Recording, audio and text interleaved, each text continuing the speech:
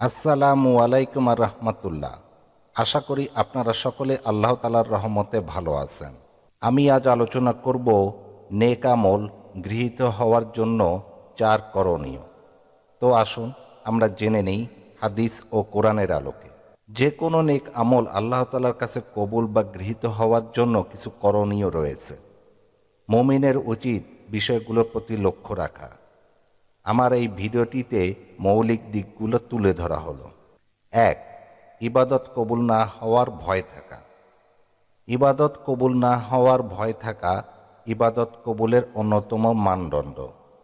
আয়েশা রাদিয়াল্লাহু তাআলা আনহা একবার নবীজি সাল্লাল্লাহু আলাইহি ওয়াসাল্লামকে পবিত্র কোরআনের আয়াত আর যারা দান করে এবং তাদের অন্তর ভীত কম্পিত এর ব্যাপারে জিজ্ঞেস করে বলেন, এরা কি তারা যারা মদ পান করে এবং চুরি করে? নবীজি সাল্লাল্লাহু আলাইহি ওয়াসাল্লাম বলেন, না হে সিদ্দিক তনয়া, বরং এরা হলো ওইসব লোক যারা সিয়াম পালন করে, সালাত অর্থাৎ নামাজ আদায় করে, সদকা দেয়, অথচ তাদের পক্ষ থেকে এসব কবুল না হওয়ার আশঙ্কা করে। এরাই তারা যারা কল্যাণের দিকে দ্রুত ধাবমান এবং তার দিকে অগ্রগামী। সূত্র তিরমিজি, হাদিস নম্বর 3175। 2. সন্তুষ্টির ঢেকুর তোলা যাবে না। ইবাদত করার পর বেশি কিছু করে ফেলেছি এমনটা মনে করা যাবে না। সত্য কথা হলো, সারা জীবনের আমল নিয়েও কেউ আল্লাহর রহমত ছাড়া নাজাত পাবে না। আবু হুরায়রা রাদিয়াল্লাহু তাআলা আনহু বলেন, রাসূল সাল্লাল্লাহু আলাইহি ওয়াসাল্লাম বলেছেন, কশ্চিনকালেও তোমাদের কাউকে নিজের আমল নাজাত দেবে না। তারা বলেন, হে আল্লাহর রাসূল, আপনাকেও না? তিনি বলেন, আমাকেও না। তবে আল্লাহ তাআলা আমাকে রহমত দিয়ে ঢেকে রেখেছেন। তোমরা যথারীতি আমল করে নৈকট্য লাভ করো। তোমরা সকালে, বিকেলে এবং রাতের শেষ ভাগে আল্লাহর ইবাদত করো। মধ্যপন্থা অবলম্বন করো। মধ্যপন্থা আমাদের লক্ষ্যে পৌঁছাবে। সূত্র বুখারী, হাদিস নম্বর 6463। 3.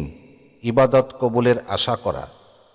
আল্লাহর ভয় এবং তার রহমতের আশা বান্দাকে সঠিক পথে পরিচালিত করে। শুধু ভয় মানুষের হতাশা বাড়ায়, মানুষকে বেপরোয়া করে তুলতে পারে। আর যখন আল্লাহর প্রতি ভয় ও আশার মিলন ঘটে, তখন ইবাদত খুশু আসে এবং আল্লাহর রহমতের আশায় ঈমান বৃদ্ধি পায়, যা ইবাদত কবুল সহায়ক ভূমিকা রাখে।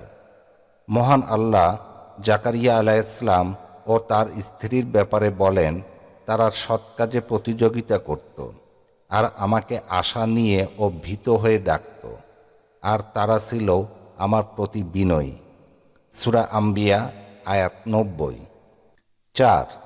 নেক আমল কবুলের জন্য দোয়া করা নবী রাসূলদের শিক্ষা। নবী ইব্রাহিম আলাইহিসসালাম ও ইসমাইল আলাইহিসসালাম মসজিদুল হারাম নির্মাণের সময় আল্লাহ তাআলার কাছে তাদের আমল কবুল করার জন্য দোয়া করেছিলেন। তাদের সেই দোয়া আল্লাহ তাআলা পবিত্র কোরআনে তুলে ধরেছেন। দোয়াটি আমি ভিডিও স্ক্রিনে দিয়ে দিয়েছি, আপনারা দেখতে পাচ্ছেন। দোয়াটি হলো, রাব্বানা তাকাজ্জাল মিন্না ইন্নাকা আনতাস সামিউল আলিম।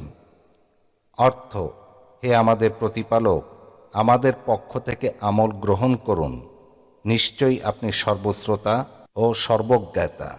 সূরা বাকারা, আয়াত 127। উল্লেখ্য, নেক আমলের পর কাজগুলো করতেই হবে এমন নয়, অর্থাৎ এসব আল্লাহ তাআলার দেওয়া ফরজ নির্দেশনা মনে করার প্রয়োজন নেই, কিন্তু আমল কবুলের জন্য বিষয়গুলো খুবই গুরুত্বপূর্ণ। মুমিন মুসলমানের উচিত যে কোনো নেক আমল কবুলের জন্য উল্লেখিত পন্থাগুলো অবলম্বন করা। মহান আল্লাহ আমাদের তৌফিক দান করুন, আমাদের ভালো কাজগুলো কবুল করুন। আমিন।